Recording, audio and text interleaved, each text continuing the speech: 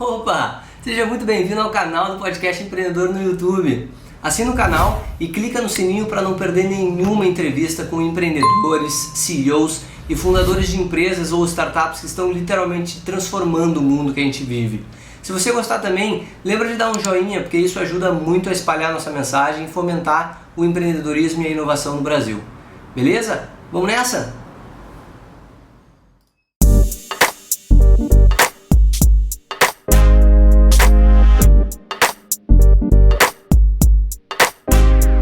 Fala, empreendedor! Estamos aqui no podcast do Distrito Empreendedor, o primeiro podcast que a gente faz. Muito feliz de receber os nossos primeiros convidados, os guris do Vida de Titã, uma empresa distritante aqui no distrito. Começou as atividades fora da casa e hoje estão aqui conosco. Acredito que dando muito certo, né? Eu acompanho o trabalho deles. E a gente vai falar hoje aqui sobre alta performance. Como atingir a alta performance no seu dia a dia, como ser uma pessoa mais eficiente no seu trabalho, nas suas ações, nas suas tarefas diárias. Os dois pilares que a Vida de Titã trabalha são muito a criação do hábito e a inteligência emocional. Vamos falar um pouquinho sobre isso, sobre o trabalho dos guris. E aqui à minha direita, então, eu tenho Augusto. Quer se apresentar, Augusto? Eu sou o Augusto. É isso aí. Eu sou um dos cofundadores do Vida de Titã. Tive o prazer de ter o Dudes como meu mentorando nesse processo de desenvolvimento da alta performance. E falando um pouquinho então desses dois pilares, eu já passo a palavra para o Gabriel para ele complementar, que é muito interessante, primeiro de tudo, a gente perceber que se nós fôssemos seres apenas racionais, nós alcançaríamos tudo que a gente quisesse. Por exemplo, eu quero ter um corpo com tal estética e tal saúde, é isso que eu preciso fazer, comer isso aqui todos os dias, ir para academia a tal horário e fazer isso? Tranquilo, vou lá e faço. Para quem escuta parece fácil, né, Augusto? Exato, mas como nós não somos seres apenas racionais, somos seres emocionais também, vários outros fatores acabam entrando nessa jogada que fazem a gente acabar não indo aquele dia, não seguindo a dieta naquele momento, porque vem um impulso ou porque a outra comida é muito mais saborosa. Enfim, nós nos perdemos aí. Então, a inteligência emocional, ela muitas vezes ela não é levada em conta simplesmente porque é um assunto que, dependendo da pessoa, um assunto que está surgindo agora, a pessoa simplesmente não ouviu falar disso ainda e não pôde se inteirar, ou porque ela não se deu conta do valor que a inteligência emocional tem enquanto ela impacta na tua performance. Meu nome é Gabriel. Seja muito bem-vindo, Gabi. Um dos cofundadores, que nem disse o Augusto, no caso somos só nós dois mesmos, mas fica bonito dizer um dos. E que nem o Guto falou, né? Quando tu não tem conhecimento da habilidade, tu não desenvolve, não por falta de vontade, mas por uma ignorância, né? Antes do QI ser quantificado e, digamos, qualificado como sendo uma habilidade que tu podia desenvolver, as pessoas eram muito mais acomodadas em relação à própria inteligência, né? QI era uma habilidade que tu nascia com ou sem, tu era inteligente ou tu não era. As pessoas que se julgavam menos inteligentes ou burras, né? Não viam muita questão em trabalhar e botar esforço para desenvolver, porque era algo nato. E a inteligência emocional é exatamente o que o Guto falou, quando tu toma conhecimento de que ela existe, é uma habilidade que tu consegue desenvolver, a importância dela para tu tomar cada vez decisões melhores, tu não vê outro caminho a não ser começar a trabalhar ela. Perfeito, esse foi um pedacinho do que a gente vai falar hoje. Se você está escutando um cachorro latindo ou um ônibus passando, é porque a gente está aqui no jardim do Distrito Empreendedor. A gente resolveu fazer a nossa entrevista na luz do sol, mesmo não estando muito sol, né, gurizada? Mesmo no nublado. Exatamente. Então a ideia é a gente falar sobre alta performance. Como as pessoas hoje conseguem, gurizada, ter uma alta performance maior nos seus trabalhos, nas suas tarefas? Como é que a gente consegue? Muitas pessoas começam o dia de uma maneira e acabam o dia sempre com aquele pensamento, né? Eu gostaria muito de ter mais horas para terminar as minhas tarefas. Como é que a gente consegue parar com a procrastinação, né? Que é uma coisa que a gente pratica muito. Eu superei isso, né? Com a minha mentoria com o Augusto. Eu era um cara que procrastinava muito. Como é que a gente enfrenta a dificuldade de ficar nas redes sociais, né? O tempo inteiro, Facebook, Instagram, enfim. Algumas dicas, algumas palavras sobre alta performance durante o dia a dia do ser humano. Antes de entrar necessariamente nas respostas para essas questões específicas, eu acho interessante a gente salientar que para tu conseguir mudar qualquer hábito teu, qualquer comportamento que tu tenha tido há muito tempo, tu vai precisar querer, tu vai precisar ter uma vontade inerente a ti, assim. Isso é algo que tu precisa despertar em ti, porque esse processo vai ser desconfortável, vai ser algo que tu não tá acostumado a fazer. Se tu fizesse o que tu tá acostumado a fazer, tu ia manter os mesmos hábitos, só que tu vai ter que estar consciente ali para tomar outra decisão, ter outra atitude, né? Então a tomada de consciência vem em primeiro lugar. Eu quero mudar, eu quero ser uma pessoa mais eficaz. Exato, tu tem que trazer isso para consciência, porque se tu não trouxer, nos momentos que tu tiver a opção de fazer ou não fazer, tu não vai estar consciente para usar a tua força de vontade da melhor maneira e tomar a decisão alinhada com os teus novos objetivos, com essa tua força de vontade, né? Com esse teu querer. Então sim, tu precisa ter essa gana de querer melhorar, precisa estar em ti, porque tu vai estar constantemente num processo fora da tua zona de conforto, que exige esforço, exige trabalho. Tudo começa, a alta performance, ela sempre vai começar no inconformismo. Em tu estar inconformado com a tua situação atual, seja porque tu está sentindo uma dor e tu quer fugir dessa dor, ou porque tu almeja um prazer, uma vitória maior do que tu está obtendo agora. É estar inconformado com a situação em que tu te encontra. Inconformado não necessariamente significa estar triste, quero salientar isso, como eu disse, pode ser simplesmente que tu quer buscar um prazer maior, uma qualidade de vida maior, mas não necessariamente tu está descontente com a qualidade de vida que tu tem atualmente, né? Apenas inconformado, querendo buscar mais. É verdade, né, Augusto? Isso foi uma coisa que tu me ensinou muito nas nossas mentorias, né? Que inconformado não significa...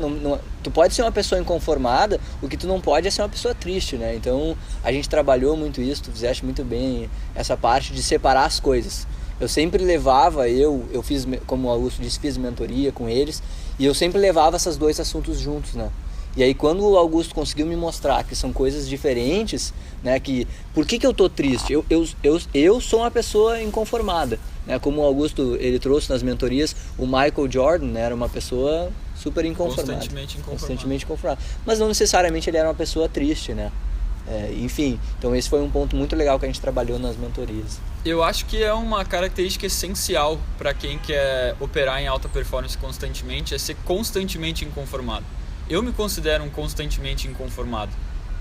Eu posso dizer isso, talvez seja prepotente da minha parte, porque os grandes performers do mundo, né, as pessoas que lideram mercados ou atletas de elite são todos constantes e inconformados, porque estão sempre buscando mais, sempre buscando se tornar atletas melhores, empreendedores melhores, pessoas melhores. Só que, como exatamente tu acabou de falar, não necessariamente eles são tristes nesse processo. Eles podem muito bem, esse é o equilíbrio que se busca, na verdade. É tu ser um inconformado que coloca ação para mudar para satisfazer esse teu inconformismo, e ao mesmo tempo tu é feliz durante esse processo. Eu acho que esse é o grande segredo da alta performance, que a gente busca, que a gente aperfeiçoa cada vez mais no Vida de Titã, que a gente passa para os nossos mentorandos, então através do desenvolvimento da inteligência emocional e dos hábitos de alta performance.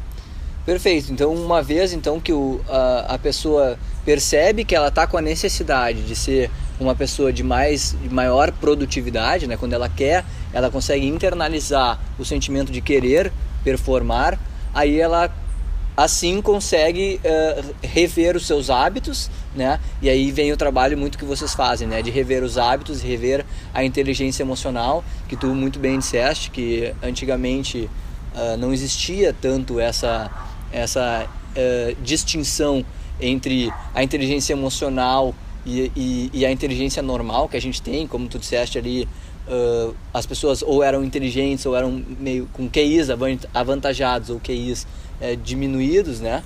Então hoje a gente tem esse novo segmento do coeficiente emocional, que inclusive tem um livro, A Inteligência Emocional do Daniel Goleman. Eu não li ainda esse livro, mas dizem que é um livro sensacional. Tem um livro que eu não li, mas eu queria mencionar. Exato, exatamente, fica a dica aí pro nosso ouvinte, que não sei quantas pessoas vão estar escutando o nosso primeiro podcast, né, galera? Mas, né, vai ficar aí à disposição.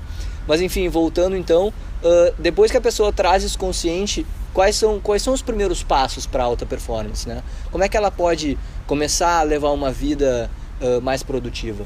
Tá, na minha visão, é importante tu trazer isso pro plano da realidade das coisas, né? Tu deixar assim lá em cima solto essa vontade de eu quero ser melhor, eu quero produzir mais, mas o que exatamente consiste isso, né? Tu quer colocar mais horas de estudo, tu quer ler mais, tu quer acordar mais cedo, tu quer meditar, tu quer fazer mais atividade física. O que exatamente isso, o que compõe, né, essas atividades? Então tu trazer isso mesmo como se fossem metas e objetivos, é importante para tu conseguir ter como te agarrar em melhoras, né? Em sinal de que tu tá melhorando e também atividades que tu tem que tomar a decisão correta naquela situação. Então tu mapear quais são os o que tu quer fazer. O que tu quer fazer para se melhorar mais, entendi. E daí junta isso com não colocar coisa demais no teu prato, tu aceitar que o processo é algo que tu vai levar pra vida, essa constante melhora, então não tem pressa, entendeu? No sentido de não tem é totalmente contraprodutivo tu tentar abraçar muita coisa, porque a gente não consegue utilizar tanta força de vontade no nosso dia para mudar tudo ao mesmo tempo. Então tu ir aos poucos, definir o que é prioridade para ti, quantificar isso, qualificar isso, como eu vou fazer essa mudança, colocar no teu dia de maneira prática. Eu vou acordar meia hora mais cedo hoje, fazer isso por uma semana, depois acordar uma hora mais cedo, vou fazer tal coisa também. E aí estar cada vez mais consciente e desenvolver a inteligência emocional para tomar decisões melhores toda vez que essa vontade de fazer o que tu estava acostumado a surgir. Perfeito. Porque daí vai pro processo, né? Tu vai pro macro, eu quero mudar. Quero mudar o quê? Isso. Define o que é, agora tu volta pro processo e o negócio é todos os dias. Perfeito, gurizada. E me diz uma coisa, até que ponto o ser humano ele consegue esticar isso, assim? Porque a gente trabalhou muito na nossa mentoria, a dificuldade que as pessoas têm de, às vezes, colocar uma super meta, né? E aí fica super fácil de desistir. Por quê? Porque é, obviamente, muito mais difícil. Digamos que eu acordo todos os dias às 10 horas da manhã. Do nada eu resolvo, vou começar a acordar às 7 horas. Primeiro dia eu consigo, segundo dia já é meio difícil, né? Então, terceiro dia eu já não faço mais. Então, até que ponto a gente consegue exceder os nossos limites, né? Como é que a gente modifica o hábito sem ser depois uma coisa fácil da gente deixar ele de lado, assim? Isso varia muito de pessoa para pessoa, porque é relativo à tua zona de conforto no estado atual dela. Nossa zona de conforto ela é maleável, quanto mais tu opera fora dela, mais ela vai se expandindo, e quanto mais tu fica dentro dela, mais ela vai se encolhendo. Então ela é tipo um músculo. Quanto mais tu usa e treina ele, mais forte ele fica, mais capacidade ele tem, e quanto mais tu deixa de usá-lo, mais ele vai atrofiando, certo? Sim. E cada pessoa tem o seu estado, tem o seu músculo, digamos, então, e o autoconhecimento toma grande parte aí. Eu gosto muito de focar que o processo é o segredo, certo? Então, se tu tá acostumado a acordar às 10 da manhã e teu objetivo agora é começar a acordar às 7, se essa é a única coisa que tu tá colocando força de vontade no teu dia, a única coisa que tu quer mudar, talvez tu consiga começar logo do início a acordar todos os dias às 7 horas e conseguir lidar com isso. Agora, como o Gabriel acabou de falar, se tu quiseres jogar... Nossa, travei aqui. Se tu quiseres jogar um monte de hábitos junto a isso, vai ficar muito mais difícil pela força de vontade. Mas o segredo para mim, a maestria nessa habilidade de conseguir lidar com a tua zona de conforto está em não menosprezar os teus esforços e não superestimá-los também. O que eu quero dizer com isso? Tu botou como objetivo acordar às 7 da manhã, só que tu só tá conseguindo acordar às 8. Se tu menosprezar isso, te sentir incapaz, ficar te martirizando porque tu só tá acordando às 8, tu vai largar isso de mão porque tu vai pensar, eu não consigo, botei a meta ali das 7, não tá dando certo, tu vai abandonar isso e vai voltar a acordar às 10. Só que tu tava acordando às 8, certo? Então tu pode ter outro mindset em relação a isso, pensar, não, eu já consegui baixar 2 horas. Beleza, eu vou manter isso por um tempo e depois eu vou voltar a mirar nas 7 horas. Entende? Então tu vai jogando conforme a tua zona de conforto e tu mesmo vão conseguindo travar essa batalha e esticando ela até que chega o momento que tu alcança 7. Mas também não superestimar a zona de conforto, ou quer dizer, o teu esforço. Que, por exemplo, tu botou como objetivo a 7 e agora tu tá acordando 9h30 todos os dias. Sendo bem sincero, neste exemplo específico, meia hora de diferença não tá sendo posto muito esforço ali, se a gente for bem sincero, né? Então tu te dá um baita valor, um baita tapinha nas costas por tu tá conseguindo baixar meia hora, tu tá sendo meio incoerente, tem potencial que tu tá perdendo ali. Então pra mim a maestria nessa habilidade é tu te conhecer a tua zona de conforto, o que tu tá fazendo no teu dia, o que sobra de força de vontade para colocar nesse hábito e saber até onde tu tá te puxando e é coerente. Então, das 10 eu consegui baixar para as 8, isso tá legal, mais que isso tá demais, eu vou acabar perdendo o hábito, vou acabar largando isso, não vou conseguir ter consistência. E o que também é não ir muito longe, que é ficar só nas 9h30, para depois às 9, para depois 8h30, ou seja, é tempo que tu tá perdendo que tu já poderia estar desenvolvendo o hábito mais rápido. Se tu conseguir, só complementando, se tu conseguir de maneira tranquila usar esse mindset que tu falou, que é sensacional, da não martirização, né? Ou seja, tu não encarar como uma transformação instantânea que tu vai decidir mudar e agora pronto, tô outra pessoa, mas realmente encarar da maneira correta, que é um processo de desenvolvimento. Eu diria que para tu te conhecer, te joga sempre no ponto que tu acha que tu não está mais confortável, porque tu só conhece teu limite quando tu passa ele. Então, se tu conseguir levar isso de maneira saudável, que é o ideal, passa teu limite e ajusta. Passa o limite e ajusta. Porque se tu não passar o limite, tu vai estar dentro do teu confortável, tu não vai estar otimizando a tua performance. Agora, se tu é aquela pessoa que tem certa dificuldade em passar teu limite e não te martirizar, ou não conseguir atingir pelo menos, por exemplo, no exemplo do que o Augusto colocou, quero acordar às 7 da manhã, tô acostumado a acordar às 10. Então eu vou botar às 7 da manhã, porque eu não sei o que eu sou capaz ainda, mas só conseguiu durante a semana toda acordar no mais cedo possível às 8. E aí tu te martirizou todos os dias. Bom, tu não é uma pessoa que consegue fazer isso muito bem, então vai aos poucos, bota metas mais razoáveis. Mas se tu consegue ter essa capacidade de encarar isso com praticidade mesmo, ver que é um sinal o fato de tu não ter conseguido, ter posto todo o teu esforço e não ter conseguido acordar às 7, adapta isso, mas bota te desafia sempre, né? Não fica procrastinando a ação, pensando como eu poderia antes sequer de tentar começar a acordar mais cedo, muitas pessoas vão lá e ficam procurando 1000 maneiras diferentes de acordar mais cedo, despertador disso, nunca tentaram um dia acordar mais cedo. Perfeito, eu acho que agora a gente chega num ponto que a gente entende como que os hábitos e a inteligência emocional andam juntos, né? Por quê? Porque se a pessoa está se martirizando, se ela está se sentindo mal, se ela não consegue enxergar o lado positivo, é porque talvez a inteligência emocional dela ainda não esteja muito desenvolvida. E como a gente fala de inteligência emocional, é um tema novo aí que está surgindo, obviamente não é novo, né? Mas ele está vindo à tona mais recente, assim. Vamos falar um pouco sobre inteligência emocional, assim, o que vocês entendem pela inteligência emocional, né? Que pode ser uma coisa nova para as pessoas que estão escutando, principalmente as pessoas mais jovens, né? Como é que a gente desenvolve essa inteligência emocional? O que é ser inteligente emocionalmente, né? Acho que o Augusto falou ali também sobre o autoconhecimento, tu também falaste, né, Gabi, sobre o autoconhecimento. Qual é a importância do autoconhecimento na inteligência emocional? A inteligência emocional é a primeira resposta consciente, entre aspas, que teu corpo dá, que tu dá para qualquer estímulo, né? As coisas acontecem ao teu redor ali, o mundo tá acontecendo, a tua vida tá acontecendo, e a tua primeira reação, ela não é uma resposta lógica, tu não pensa de maneira racional em cima do que tá acontecendo, né? Pô, muito legal essa tua definição de inteligência emocional. É a primeira pensamento que... É a primeira reação aos estímulos, primeira reação aos estímulos, assim, que acontece uma coisa, pau. Pá, fiquei bravo. Fiquei triste. Fiquei extasiado. Enfim, é a primeira reação. E quando as pessoas não têm a inteligência emocional muito bem desenvolvida, já tocando nesse aspecto, isso se mostra através de uma pessoa muito reativa. Ou seja, os estímulos vão acontecer, a emoção vai vir e a ação dela vai ser sempre muito condizente com a emoção. Ou seja, ela não vai conseguir racionalmente tomar muitas decisões diferentes da emoção. Ela vai ficar com raiva, tu vai ver que ela é uma pessoa que vai sempre responder à raiva. Ela vai gritar, ela vai disparar, sei lá, vai... Eu sofri muito isso por ser ansioso, por exemplo. Então... Isso, uma pessoa ansiosa, ela não consegue sair desse círculo viciante da ansiedade. Tu fica ansioso, a emoção vem, aí tu começa a bater pé, aí tu começa a pensar já em 1000 possibilidades ruins que podem acontecer na tua vida. Então, na realidade, a inteligência emocional, ela é uma resposta tua, que tu desenvolveu ao longo do teu desenvolvimento como ser humano, desde criança lá.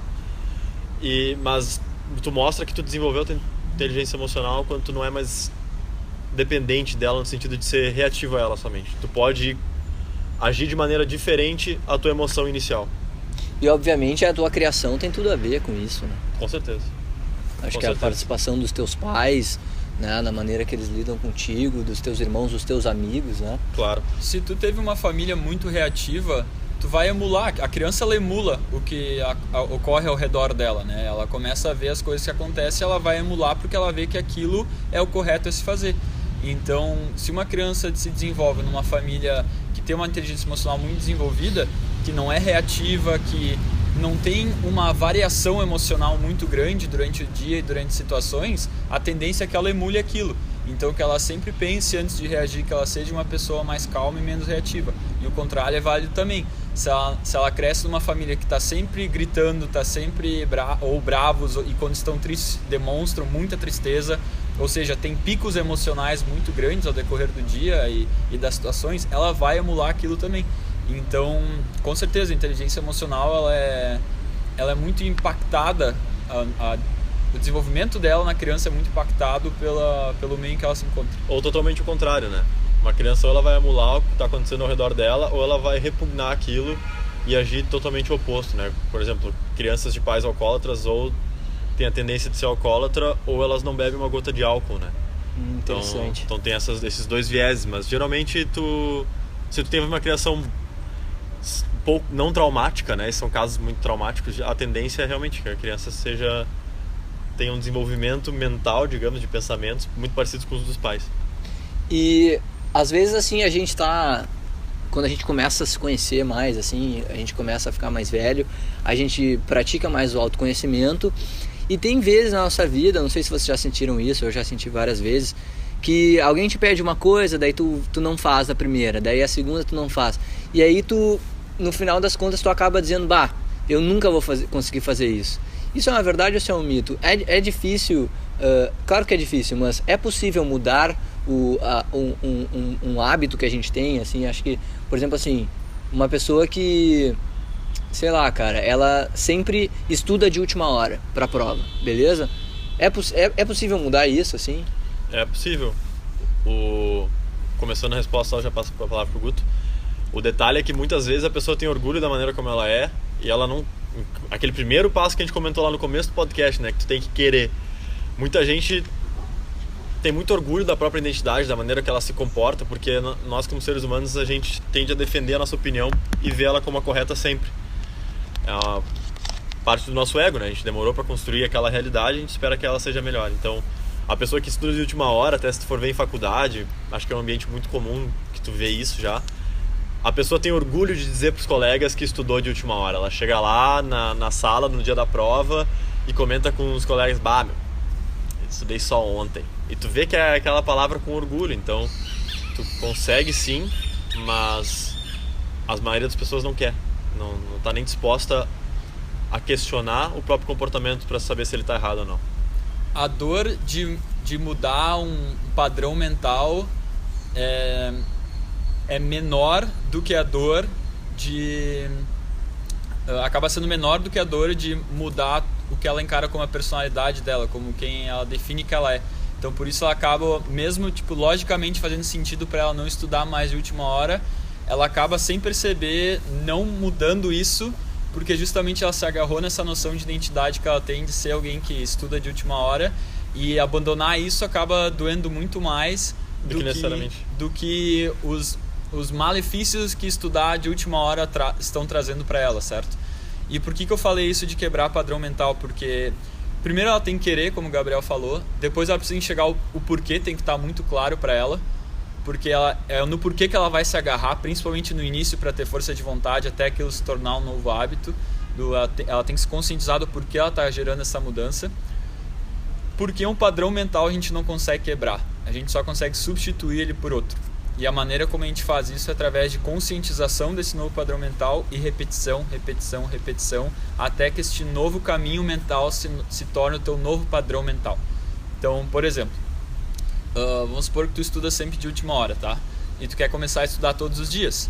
E tu decide que tu vai estudar às 4 da tarde até às 5, porque esse é o horário do dia que sobra pra ti. Aí vai chegar o primeiro dia e tu, acabei de decidir e tal, vou lá e estuda das 4 às 5. Aí o segundo dia também, só que o terceiro dia tu já não tá tão afim. E não é o teu automático estudar naquela hora. O teu automático é estudar antes da prova. Então tu tem que te lembrar do porquê tu tá fazendo aquilo, colocar um esforço e estudar naquele horário. E tu vai repetindo isso, vai repetindo. Quando tu faz isso por dias suficientes, vai chegar às 4 da tarde e tu vai começar automaticamente a te lembrar que tu precisa estudar, já ir pegando os livros, porque tu tá desenvolvendo esse padrão mental. E como tu tá associando e desassociando, digamos, ao mesmo tempo, com estudar de última hora, tu tá deixando de estudar em última hora, que antes tu sempre fazia, tu tá substituindo aquele padrão mental por este novo. Só que isso é através de repetição, e para conseguir fazer essa repetição, para conseguir colocar a ação, precisa conscientizar o porquê tu tá fazendo aquilo, senão a força de vontade, o teu automático vai ser não fazer, vai ser procrastinar, vai ser fazer qualquer outra coisa, porque tu ainda tá com aquele padrão mental de estudar em última hora. Esse ainda é o teu automático. Se tu desliga teu consciente, é para lá que tu vai. Então, para tu conseguir mudar isso, é através de um esforço consciente repetido. Para dar um exemplo bem drástico de porquê, assim, porque tu vê muito na questão da autoajuda, ou uma pessoa que quer se desenvolver, encontre o seu porquê, e às vezes tem um significado um pouco equivocado do real. O que é o porquê? As pessoas acham que eu tenho que procurar um porquê da vida, um porquê do significado da minha existência. Não necessariamente, ele é só um motivo que a maioria das pessoas, todas as pessoas que passaram um processo de desenvolvimento ou transformação, né, no sentido de mudar comportamento, tiveram um porquê, mesmo que não soubessem. Se a gente for ver pessoas que pararam de fumar quando foram visitar um hospital, uma ala de oncologia, né? Aí viram um monte de consequência de pessoas que tinham os mesmos hábitos que elas tinham. Meio que uma terapia de choque, né, Gabi? Cara, inconscientemente ela encontrou por que ela tem que parar, entendeu? A próxima vez que ela for pegar um cigarro na mão, o porquê vai vir. Mesmo que não seja algo consciente, que o Guto falou, que é o ideal, que tu tem ali pra te agarrar toda vez, no subconsciente aquilo ali vai aparecer, aquela imagem daquelas pessoas lá e aquele impacto que aquilo causou em ti. Então, esse porquê ele é muito importante, ele não precisa ser algo grandioso, ele é simplesmente algo que ressoa contigo a ponto de poder ser usado como leverage, como como é que posso dizer isso? Um adicional pra tomar uma decisão melhor naquele momento, entendeu? Porque vai exigir esforço tu tomar uma decisão diferente, né? Se chegar às 4 da tarde, tu tem que estudar, exige esforço, tu não tá acostumado. Então esse porquê tem que ser um catalisador desse esforço. Muito legal, pessoal. Então estamos chegando ao fim do nosso primeiro podcast, Como Atingir a Alta Performance. Queria dizer que eu estou muito feliz de receber vocês, gurizes, né? Aqui nós somos gaúchos do sul, aqui de Porto Alegre. Eu sou de Porto Alegre, de onde vocês são? Augusto é de 2 irmãos, né? Isso. Gabi também? Eu sou mesclado, cara, sou de Porto Alegre e Lajeado. Porto Alegre e Lajeado. É. Então, Lajeado e 2 irmãos para o mundo aí, para Porto Alegre. E então, pessoal, esse foi um resumo, né, do pouco que os guris fazem, do pouco que eles agregam, do pouco do valor que eles oferecem. E a pergunta que fica é como a gente encontra vocês, né, pessoal? Quais são os canais aí para o pessoal que está nos escutando? Como é que pode saber mais sobre o trabalho de vocês, sobre o Vida de Titã? Falem aí um pouquinho disso. Nossa principal plataforma é o YouTube. Então, se quiser nos procurar, lá é youtube.com/Vida de Tita. Vida de Tita. Temos o site também. Agora temos o site também, www.vidadetita.com.br. Que legal. Se fala Titã, mas como não entra o tio, Tita, né? Tita. Tem página do Facebook também, tem Instagram do Vida de Titã e é tudo Vida de Titã, então, só que sem acento. Então qualquer rede social que tu for procurar, /Vida de Titã tu encontra. Perfeito. Sinal de fumaça a gente tá atendendo. Tá atendendo também? 2 fumaças, um espaço, uma fumaça. Perfeito. Então, e quem quiser conhecer essa galera sensacional ao vivo, só chegar aqui no Distrito Empreendedor, na Rua Coronel Bordini 836. Estamos sediados em Porto Alegre. E esse foi o nosso primeiro podcast para empreendedores, né, com dicas de empreendedores, como atingir a alta performance. Convido vocês a gente fazer nossa vinheta que a gente criou agora faz exatos 20 minutos e 1, 2, 3 e a gente bate palma, pode ser? 1, 2, 3. Isso aí, meu.